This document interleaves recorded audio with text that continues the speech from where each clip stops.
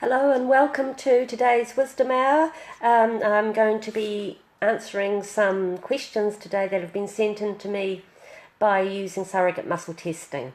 So if you hear any funny noises in the background, that's our new dog that we're looking after for the disabled, what's they called again? The dogs for the disabled anyway. So she might, you never know, she might just pop up here and say hello as well. Her name is Ayana. So now, just a couple of things before we start, just to always remind people that if you have any medical kind of an issue or something that could be, really serious for your health, it's always good to get as much information as you can. So that means also getting, the medical tests and all that kind of thing if you need to, because we don't want anybody just going off and going, oh, well, maybe it's just all emotional, which it may be, the cause may be all emotional, but it doesn't mean that the physical reality doesn't exist, okay? And that, I need to be very clear about that. So when we're having physical symptoms that may be serious or indicating something serious, like a heart issue or whatever, you need to get all the information you can. It's as simple as that. So don't ignore the things that the medical system can do for you, like do certain tests and what have you, and get all the information you can, okay? Now, having said that, going on here to our first question today. This person has done some family constellation work. Now, for those of you who don't know, that's a type of therapy where you're all together, and it's kind of interesting. It's about kind of movement and space between people, and sort of treating like your family, almost like it's a system of planets and stars and things. Anyway, she's asking, can I get some more information on healing my mother's generational line? Okay, so obviously she thinks there's an issue there. So the goal that I have pre-muscle tested these, so to hurry things up, to stay energized for my mother's generational pain to be expressed and healed. All right, so that's the goal that we're working on today. This girl's positive, active, clear, energetic. She's happy for me to come in. Give me a yes, give me a no. Okay, so we want to work with 1, 2, 3 or 4 receptive expressions. She wants some wise. How many? 1, 2, 3. So I'm just using these little energy cards that I have from a system called Inner Wise. Where does she want them? On me, in front of me. And they're just like this. Okay, they're very simple. In front of me here. Anywhere else? Okay. We want to work with 1, 2, 3 or 4 receptive. She wants to do something with these. She wants to read one. Okay. Which one? This one, or this one? 124. 124. And it's talking about the tone of Venus, the planet Venus, okay, which is 221.23 hertz. And for those of you interested in the quantum field and energy and all this sort of thing, there's now a lot of people out there who are working with these different types of sounds or vibrations, if you like, of sound and frequency, and they say that they can access certain things in us, in our bodies, and also beyond our bodies as well. Anyway, so it talks about all you need is love, and of course Venus being the god of love, well, the planet of love, isn't it? All you need is love. Does she want the second bit? Deep, and it says deep unconditional love. Deep unconditional love. Right, well, it sounds like a good answer for anything, really, doesn't it? Actually, the part that it says don't read out, which I was out, it talks about sexuality and passion, all right? But it's saying, no, is this for her? That's not for you, okay? It's just the first part. All you need is love, deep unconditional love. You are worried about all of the influence from your generational past coming down your mother's line, and it does affect you and your children if you have any, but it is greatly able to be moved by generating fully unconditional love for all of your perceived dysfunction in anyone in your family or children, if you have them, as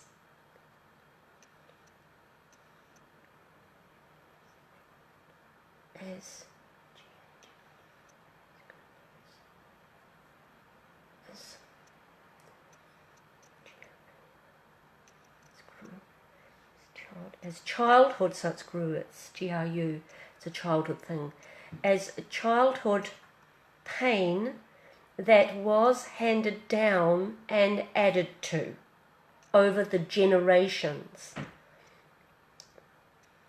Your way of healing this is to take any issue that you perceive to be generational and simply to accept and love it deeply. By this we mean stop trying to change it and instead practice easy acceptance of what is. By this we mean don't get upset and become anxious and worried about it. Instead, remind yourself that all families have generational goo, that's the goo, G-U. This is childhood pain that is handed down from generation to generation. All families have this to some extent. It does not make your family grossly dysfunctional. It is our perception that makes these things seem inflated and practically insurmountable. It is your perception which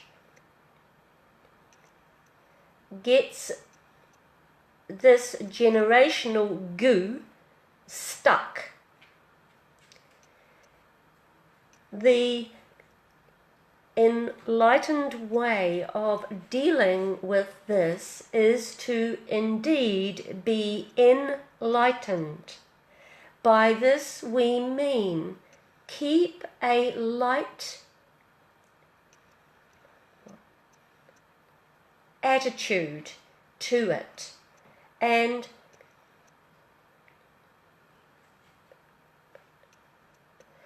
place all of your worries about these things into a bubble which gets opened only when you are in therapy or are actively working on the issue. At all other times,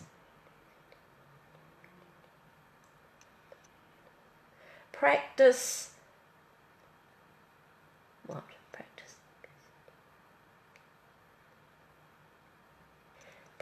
entering your bubble without pain or fear. So, in other words, when you think about these things,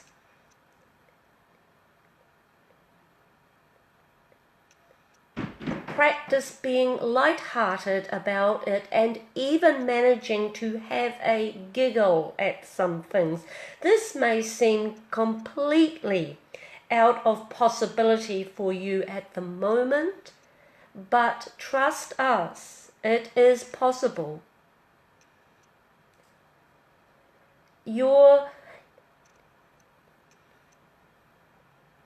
pattern of making things into a big disaster is also a generational hand-me-down, and it doesn't help anything.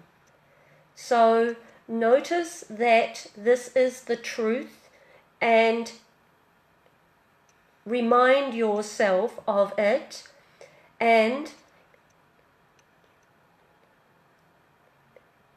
prepare to say something like this: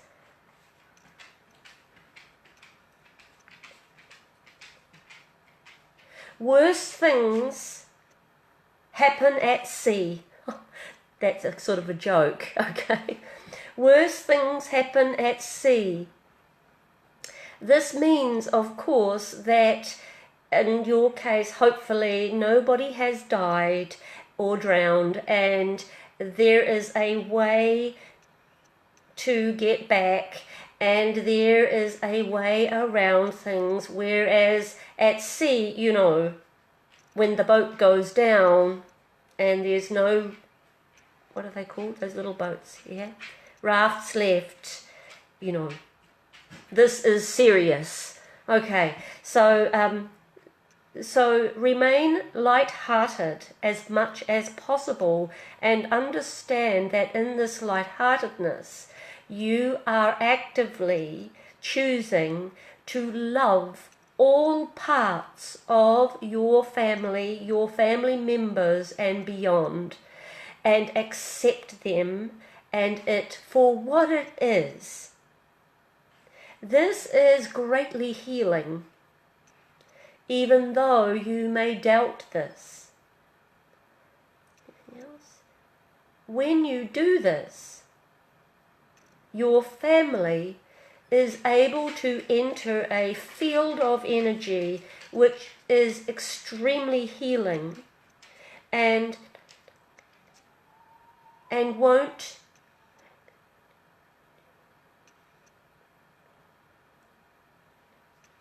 want to lose this feeling if they know how they are getting it. By this we mean if they understand that your work has been to give total acceptance and love and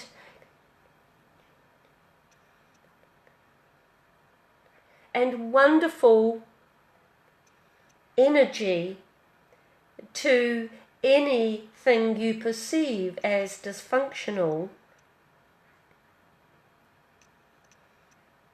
together you will feel so much better about everything. And from this feeling comes great healing. Now, obviously, talking about generational issues and all the rest, I mean, it can become extremely complex, can't it? And, you know, I know this. So it's a very interesting answer, and that it's kind of simplified it right down to a way of kind of coping and sort of, reminding yourself to keep lighthearted about it, that energy does influence everybody. And then, you know, if you really do want to go into something super heavy, or whatever if the way you want to look at it, to keep it in that bubble for when you go into therapy, and where it can be maybe transformed in a different way. But wallowing around often in things doesn't help anybody anything. We don't find answers in the same energy that we find the problems. Somebody very famous said, but I can't remember who it was, because I've got a terrible memory. Okay, anyway, that's enough about that one. Next one. Why do I always end up with men who have a substance abuse problem? Now, I'm presuming that she means either drugs or drink or whatever there, okay? I keep attracting abusive relationships over and over again. Oh dear. The goal for this, to keep my great longing for painful relationship in its place. Okay. 1, 2, 3 or 4. She wants to work with 2. Okay. She needs to balance. To respect. She wants to respect language. Okay. So, a statement, a question. How do you feel about being in a stable and boring relationship? We ask this question because to you, people who are stable seem a bit boring, and so you tend to become attracted to people who are not stable. This gets you into relationship difficulties, but you can change this attraction to these people who are greatly unstable by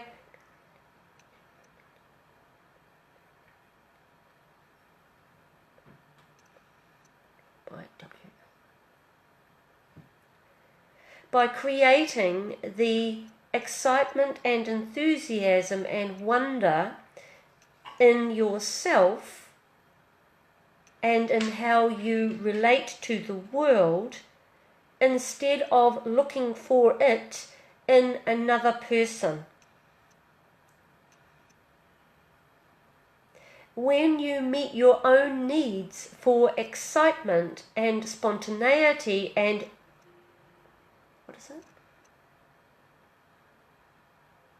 and oh my goodness, I didn't expect that to happen, and so on, you won't be seeking relationships that continually surprise you.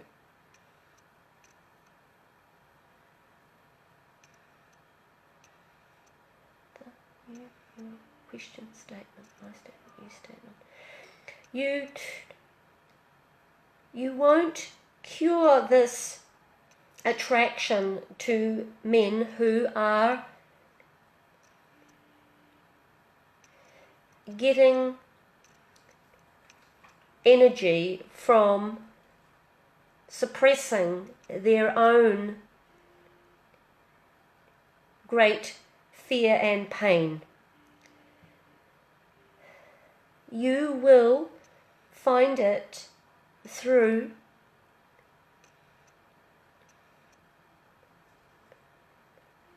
practicing your own expression of yourself fully. You will also help to heal this pattern by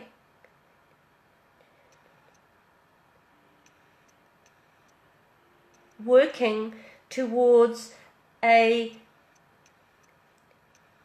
great relationship with your father, whether he is alive or not.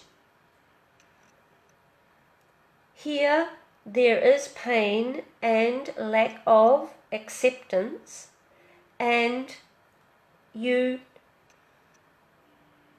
won't stop attracting relationships that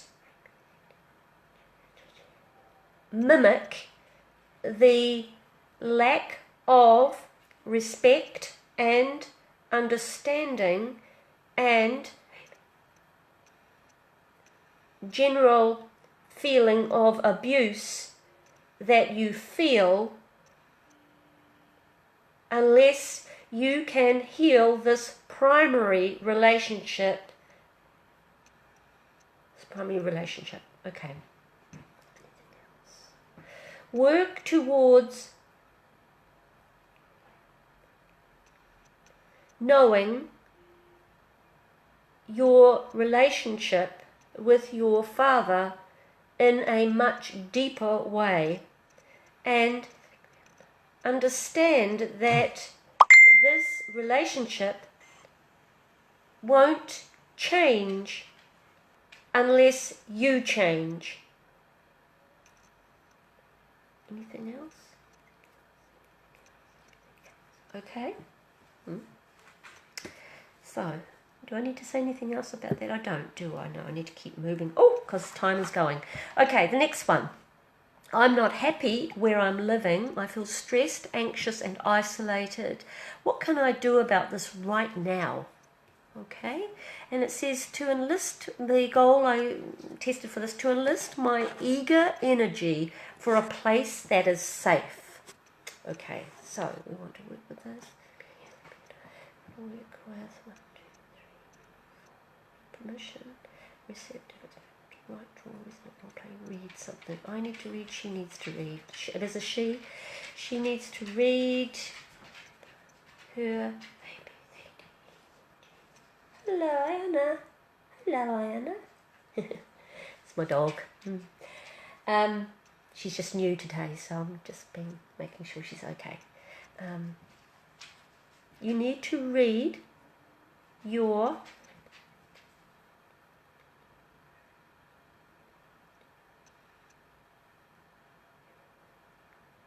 wall, W-A-L-L.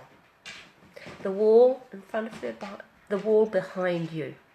Okay, go and look at this wall and notice how you feel when you look at it. Stand only inches, centimeters, a foot away from it, so quite close, and simply look at the wall and notice the feelings that arise in you.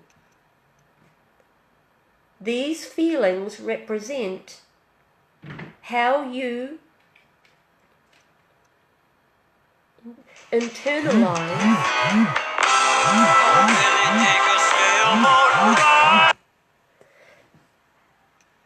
These feelings represent how you internalize your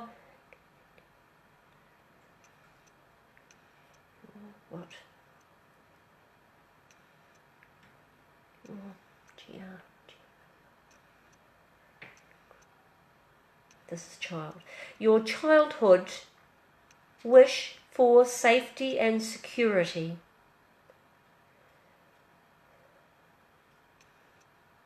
These feelings were in short supply for you, and they are still affecting you by making you feel this in an ongoing capacity. You look around and try to find a reason why you feel so anxious and fearful, and so you hang these feelings on anything that you can practically make sense of. When we do not know where strong feelings are coming from and what they have to do with, we always do this. Otherwise, we would feel like we are going crazy, because we would think there's no reason for me to be so anxious or afraid or whatever. Instead, we feel the feelings, and then our brain tries to make sense of why we would be feeling like this, and so looks around in the exterior world for evidence. This evidence, in your case, is your living arrangements and how you feel about that. That is actually not the problem.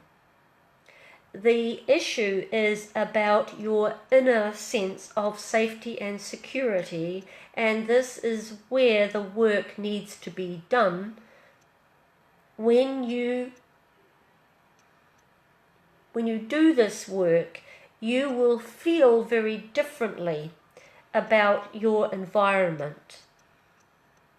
And until you do this work, your inner child will keep on crying out for help to feel safer.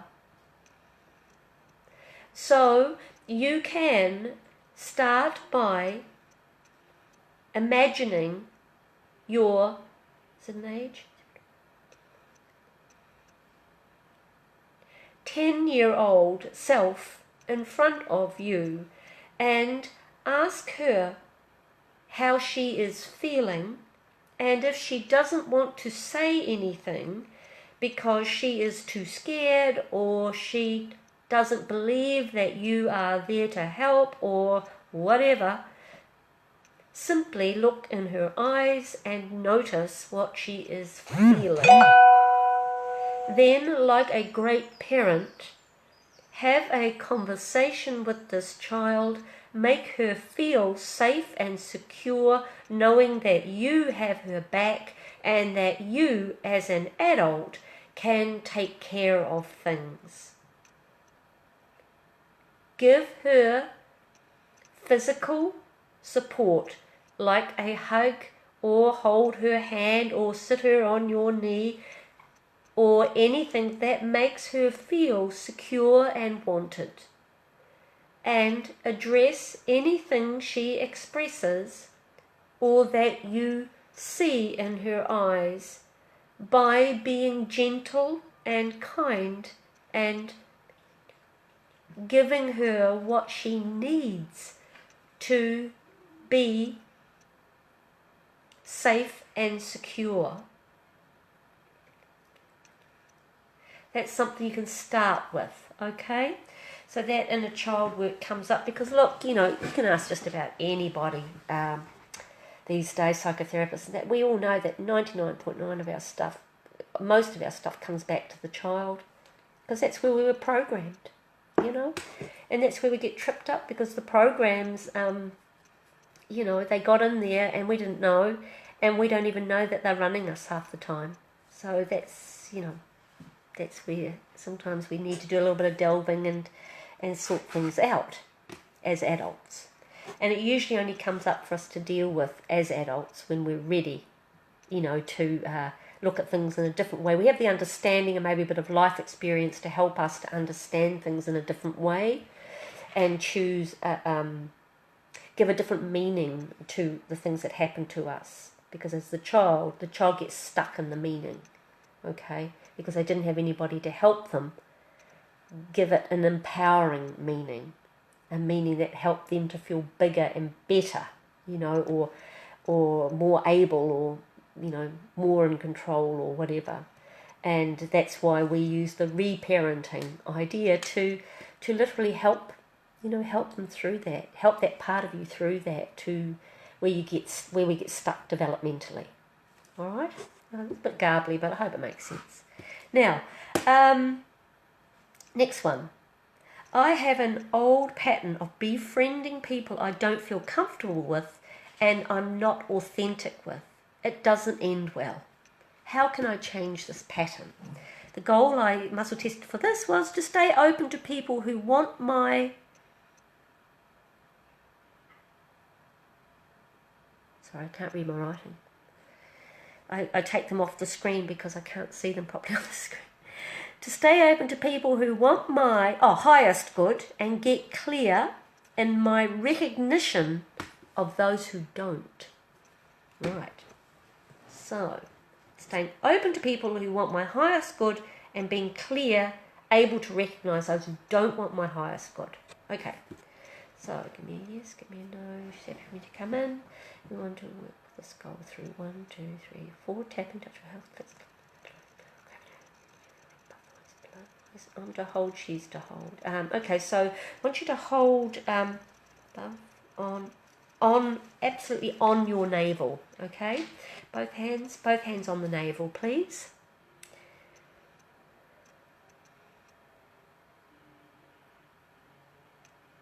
Okay, just keep your hands there while you're watching this. What are you feeling under your hands in your tummy?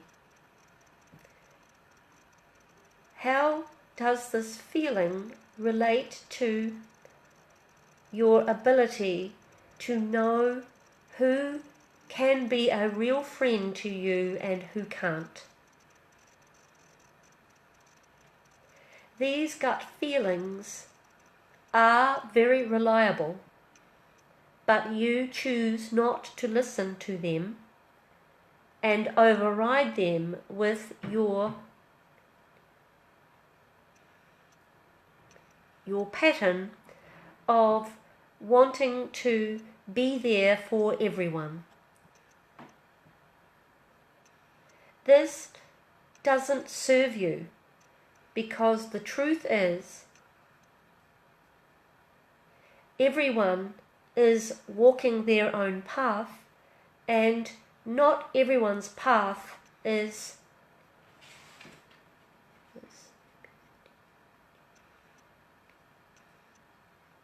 getting clearer because of interacting with you, and vice versa.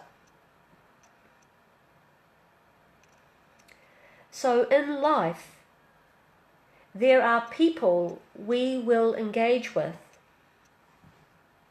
who won't add to our journey, and we don't add to theirs.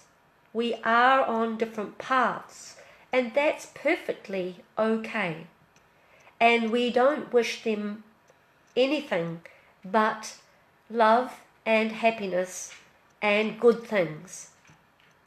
But we need to recognize these people and know that if we get into a deeper engagement with them, we will not be served by this engagement. As soon as you feel you cannot be yourself with someone, this is also an indicator that this person is not your friend or your mentor or your spiritual advisor. Get clear that your gut feelings are very important, and you need to remember to ask or listen there for guidance in this area. Your pattern for wanting to accept everyone and engage with everyone is a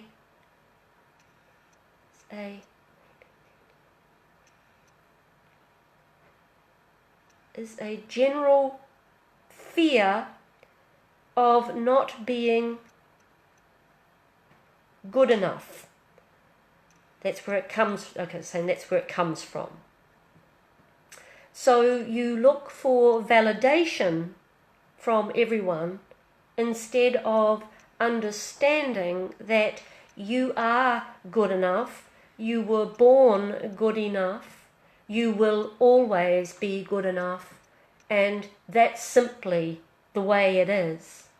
This is the truth. This is the truth. You can engage with these people who don't bring any great benefit to your life, but just be aware that they are better served by getting involved at a deeper level with others who share their path. And the same goes for you. We can bless them and leave them, or simply don't encourage the relationship anymore. This is not about being mean or rude or making anyone feel bad. We simply don't invite them or don't engage with everything they put on Facebook and so on. We just gently extract ourselves from the relationship with no ill feelings. That's all I've got for that. Okay? So yeah, not everybody's going to be for us. And we're not going to be for everyone. We all have our different paths, and God help us if we were trying to be everything for everyone. We'd just be, I wouldn't have anything left of me. Yeah. Okay, so I hope that helps. Next one.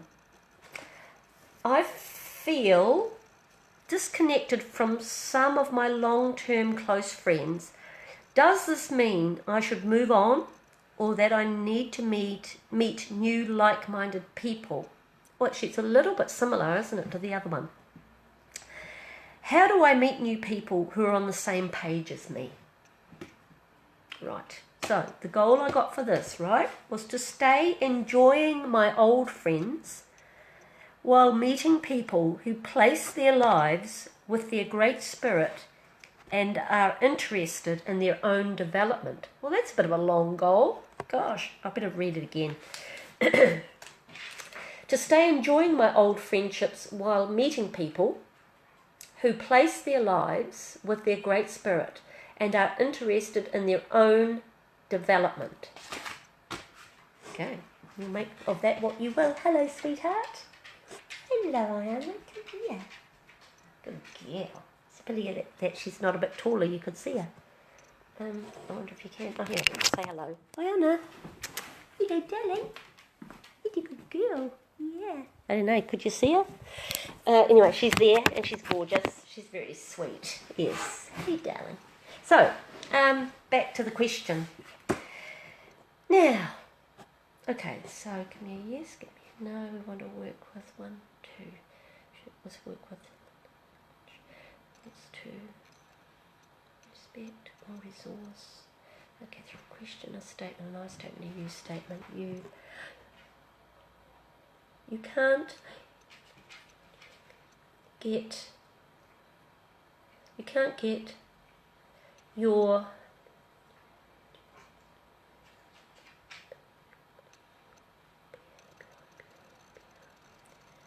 practical. No, you can't get your priorities in order when you always prioritize everyone else.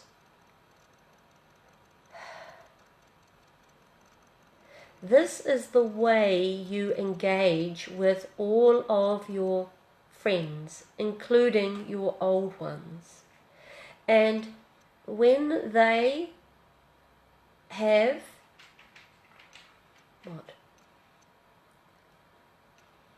pulled back a little, you feel there is a disconnection there. But often the truth is they are just getting on with their lives and don't place all of their security in you. They are developing their own lives and getting on their own paths, and this should be welcomed. When you feel strongly on your own path, you will not worry anymore or so much about your friendships. You will know that your true friends will always be there, and it doesn't matter if you see or talk to them once a day, once a week, once a month, or once a year, or 10 years. You will know instinctively that they are your friends, and you know this because you can absolutely be yourself with them. You never have to edit yourself with them, and you know that they always have your best interests at heart. These are your friends. Anyone else is an acquaintance. And this is the way it should be, because we do not have enough personal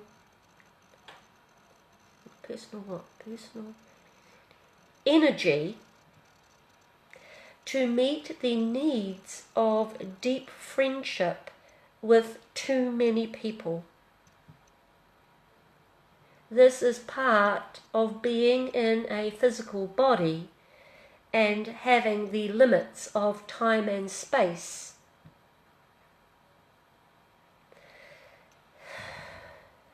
When we are in our spiritual, non-limited form, we can be everywhere and with everyone at any time, so it's easier. However, back to your issue. When you want to get your friends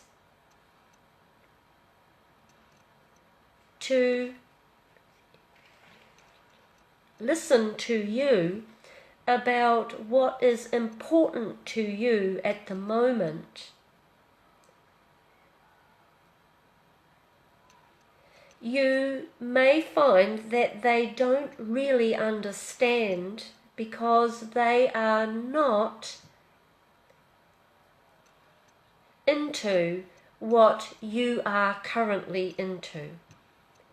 This doesn't make them bad or wrong, or you bad or wrong, but it does mean that your paths are starting to diverge.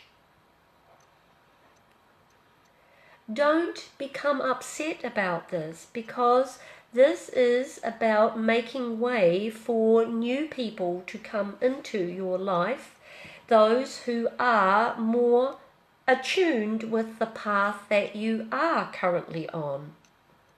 So, yes, do be open to new friendships with people who are interested in what you are currently interested in, not what you were interested in 15 years ago, which is what some of your friendships are still based on. These old friendships are lovely and can be wonderful, but they need not be taking up all of your time or headspace. Simply enjoy them when you have them in front of you or on the phone, and then let them go.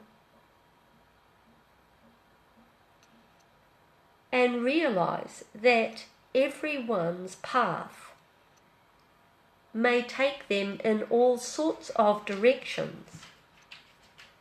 but you aren't necessarily meant to be with them on that path. So saying, but like that one earlier, wasn't it, in those sort of terms was talking about. So it's quite interesting, isn't it? A good way of looking at it.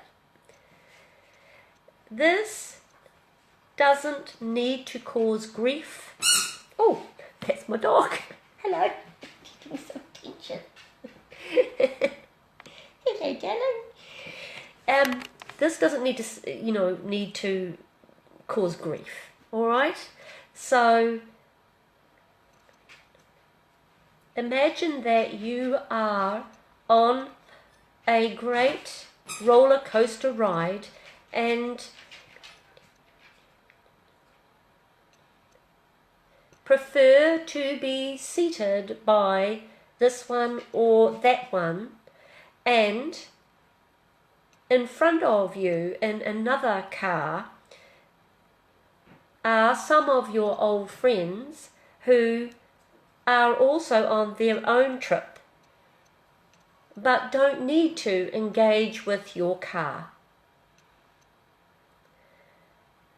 You can see them going ahead and having fun, and when you get off, you may say, wasn't that some ride? But you don't and wouldn't be leaping from your car to theirs and back again to your people, because it would not be very good, would it? And would probably be quite dangerous, in fact. The only danger of doing this in real life is that you are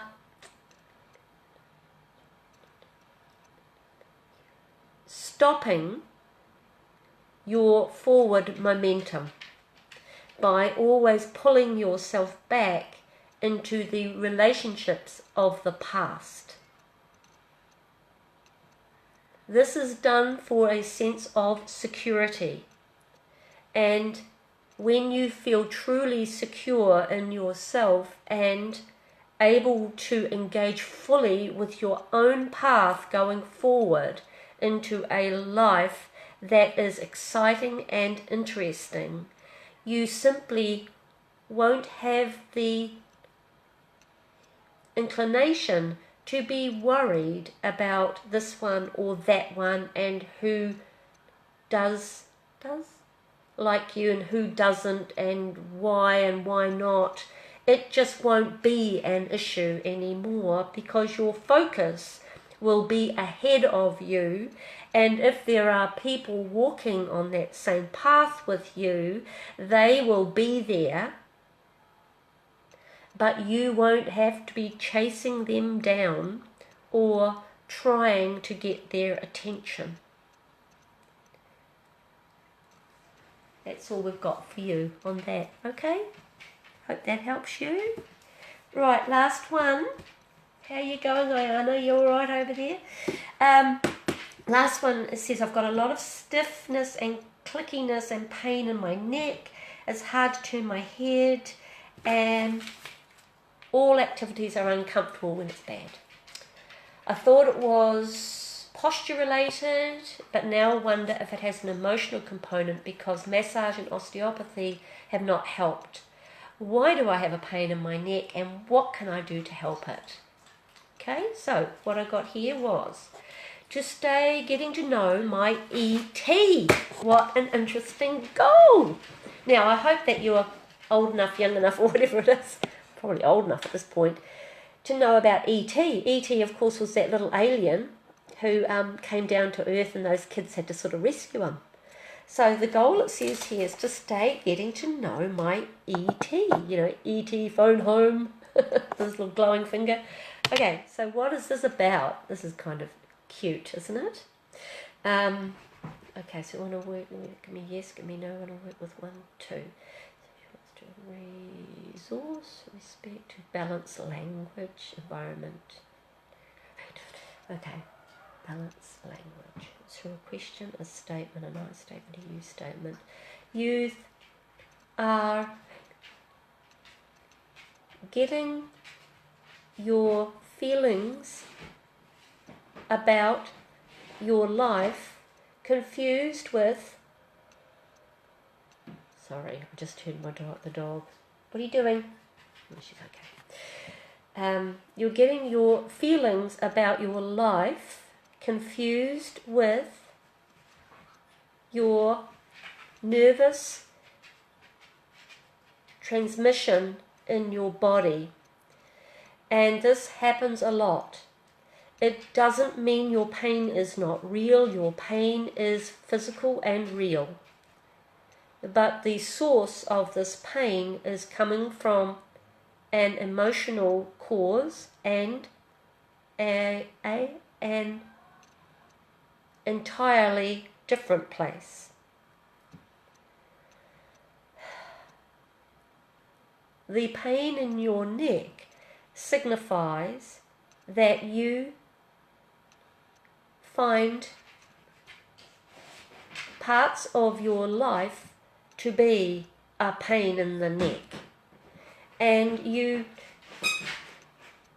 are not addressing those parts of your life to resolve them or move on from them. Take a look at what else is going on in your life and notice the parts that annoy you, that frustrate you, that give you a pain in the neck. And notice what you can do to change them. Okay? Notice what you can do to change them. Get help if necessary with a good coach or something like that to help you find solutions and move through these areas of your life that have become stuck or that are causing you concern or that are making you feel frustrated. When you do this, you will get clear that your life is not just about making money and paying bills and getting ahead in life, but is also about your deep spiritual journey.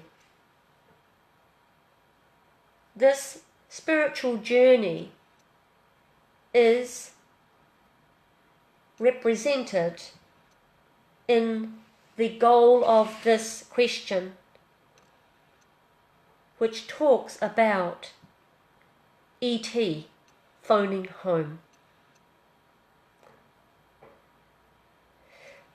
When E.T.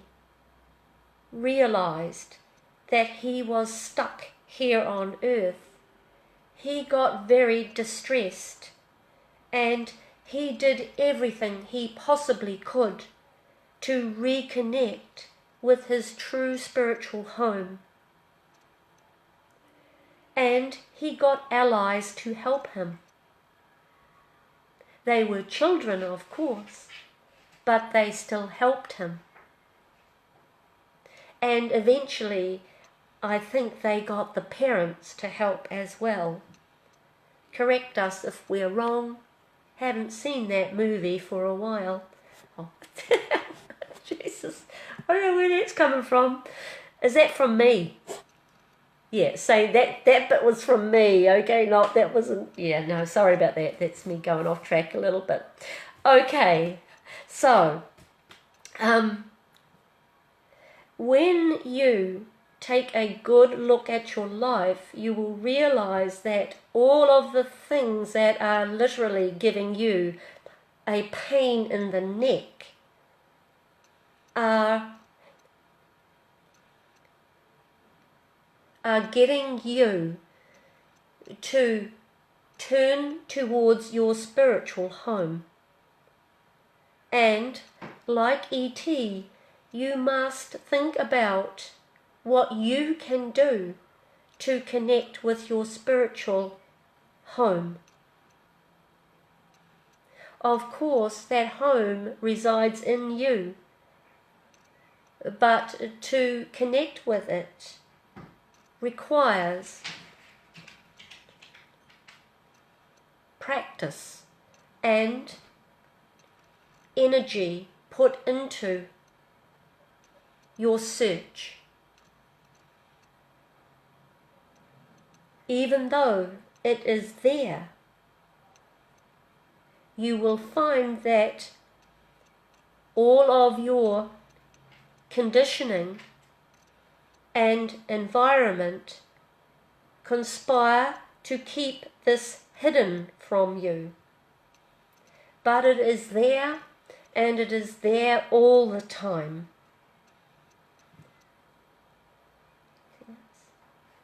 Question, statement, I statement, you statement. You are upset with this neck pain, but you can thank it because it is getting you to reach out and find your ally or allies who can help you find this spiritual place inside of you where you can begin to develop yourself and your strengths and reason for being here. This is your soul's purpose for being here, and until you get on that path, you will continue to get neck pain but if you start taking small steps towards getting closer to your true spiritual self, your body will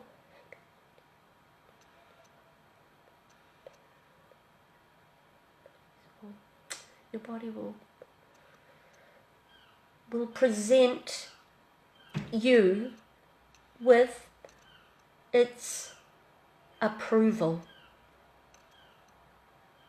Anything else? That's it. Okay, so yeah.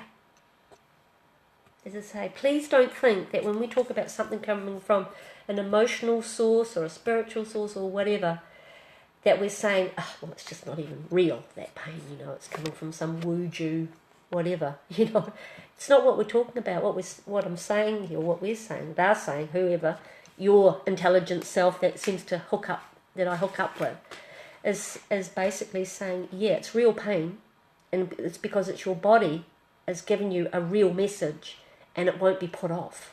And so this is what I've seen this now show up in so many people, and quite often you go down that road of, no, I'm sure it's just, whatever, my diet or my this or my that or my other, and sometimes it can be all of those things as well. But then you just keep on getting the message coming back again. Boom, boom, boom. Same thing. Oh, it's getting worse. Oh, everything I do, it's getting worse. Then we need to really start listening. That it is probably coming from a source that's a much more subtle place. But the neat thing about that, you see, is you can do things about that without having to usually take drugs or, anything toxic or anything like that. So it's really, I think, worth listening to those messages and not going into denial about them. But, sometimes we're just not ready, are we? Sometimes we're ready to hear something, sometimes we're not. And I always say to people, whatever comes up when I work with you in this arena or any other, is, listen, don't, just whatever comes up, it'll either hit a note with you and you'll go, yep, or you'll go, oh, I don't know about that. And that's okay, I'm not saying I'm the font of anything. Just, if it's helpful, take it, use it, If it's not, just go, don't want that today, and that's absolutely fine. I won't feel offended, okay? Because it's actually not my information. This is coming from you to you through your great, amazing general operating device. So I think that's pretty wonderful and exciting, and I hope you do too. So listen, we're going to leave it there for today, folks, and I'm going to go and see my gorgeous new dog. Where is she? She's been very good. Ayana is works for the Dogs for the Disabled, and she's going to be creating puppies for them in the future, and she's come to her new home with us, and she's absolutely adorable. But should I go for a little peek? Hello, Ayana. I don't know if you... Hello, darling. Yes. Can they see you? Oh, she's... Oh, don't you like phones? That's okay. She's not so keen on the phone for some reason. I have no idea what happened there because I'm not very good with technology. But anyway, just try to give you a peek of my dog. Don't know if you saw or not. Have a great day, everyone. And do feel free to put in a question for next week. I'll put the bit.ly link in here, above or below. And do feel free to share the bit.ly link with anybody you think might be really stuck in something, might just want to start seeing something from a different perspective, because when we're stuck, right, that can be a helpful thing, and it might just get them going on a path towards getting someone or something that helps them. So that's it from me, and have a great day, have a lovely weekend. God bless everyone. Bye-bye.